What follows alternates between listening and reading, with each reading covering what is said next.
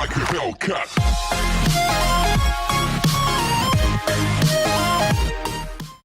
Hello and welcome back to the channel where once again it's time for another Sega Saturn review. Now, as promised, today's game is FIFA 96, the first of the next generation FIFA games. Saw release back in December of 1995 on the Saturn, the PlayStation, the Mega Drive or Genesis, depending on where you're from, the DOS, the Game Boy, the Game Gear, and the Super Nintendo.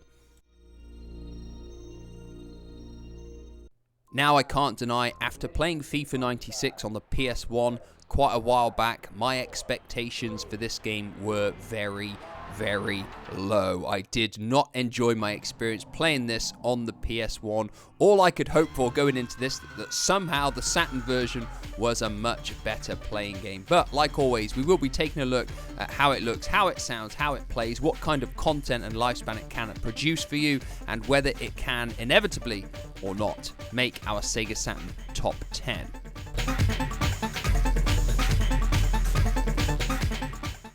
So once the main menu comes around, you'll see you've got the choice of friendly, league, tournament, playoff options, and to restore your saved data.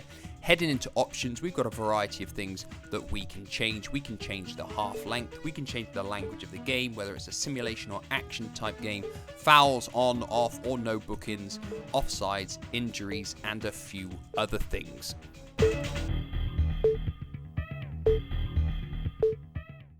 So like I always do, I'm going to start with looks first, and without a doubt the best looking aspect of FIFA 96 is the pitches.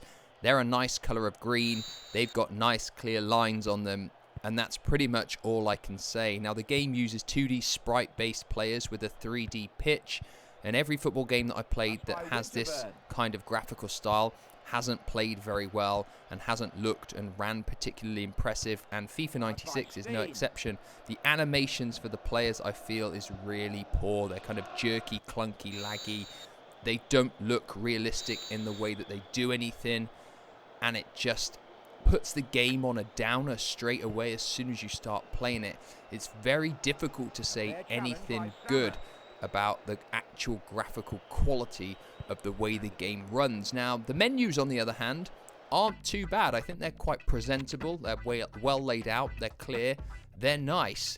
But in terms of the actual graphical quality and the way the game runs, the animations, this game is not very good. A fair challenge by goal. So moving on to the sound effects for FIFA 96 next, and as nice as it is to have John Motson as your commentator, unfortunately the quality of the commentating isn't particularly high. It's slightly muffled, not the clearest, not the sharpest, and it gets pretty repetitive pretty quickly, in all fairness. Another thing you'll get very frustrated with is the sound of the whistle blowing over and over again. It seems to be too loud, it's very annoying, and it started to bug me after just a few games. The crowd noises, when they're in effect, aren't actually too bad. They're without a doubt the highlight of the sounds within the game, but overall I do feel FIFA 96 is a bit disappointing in the sound department too.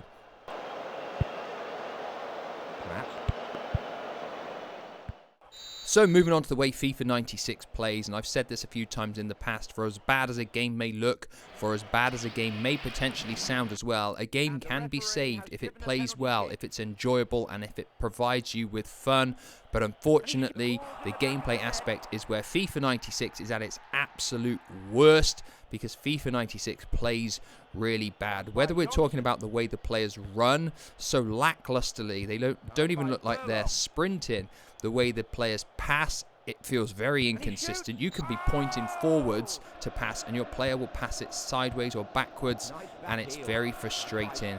To the way it shoots, it feels very sporadic, very random with the way that you shoot. And when you score, you don't really feel like you've scored through skill, you feel like it's much more of a fluke as well.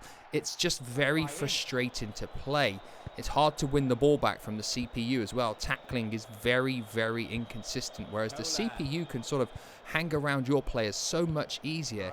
It does make the game frustrating to play. So overall, in the gameplay department, FIFA 96 is the absolute pits.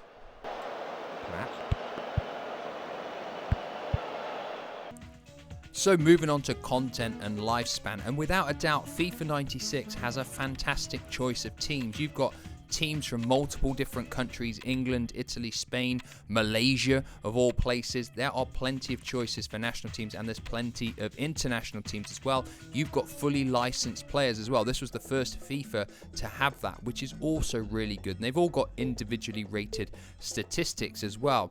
There are plenty of competitions to do. You've got friendlies, you've got tournaments, playoffs, leagues. So there's lots of stuff.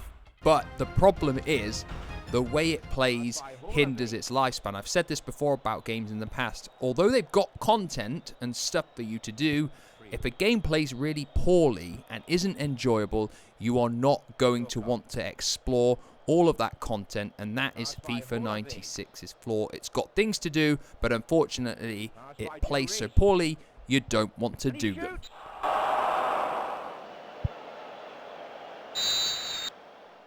So like always, that leaves us with our two final questions. Is FIFA 96 still worth playing today? And does it make our Sega Saturn top 10? Now, you're probably going to have been able to predict the answer to both of these questions, because FIFA 96 is definitely not worth playing today. It's the third Saturn football game that I have reviewed, and it's probably the worst one. I think it might even be worse than UEFA Euro 96. The best one we've looked at so far is Sega International Victory Goal. Obviously, we looked at Worldwide Soccer 97 in a comparison video. That will get an individual review some point in the future, and I know full well that it is a much better playing game than FIFA 96. Of course, that means FIFA 96 does not come anywhere close to our Sega Saturn top 10. It's much more likely to be in the Sega Saturn bottom 10. But of course, as always, these are just my thoughts on the game. If anybody has any differing thoughts, if for some reason you thought this was a good playing football game when it came out, leave a comment down below so I can see. But that is it for today. Thank you for watching, and I'll be back in the near future with another Saturn review. Goodbye for now. Passed by Klinsmann. And he shoots!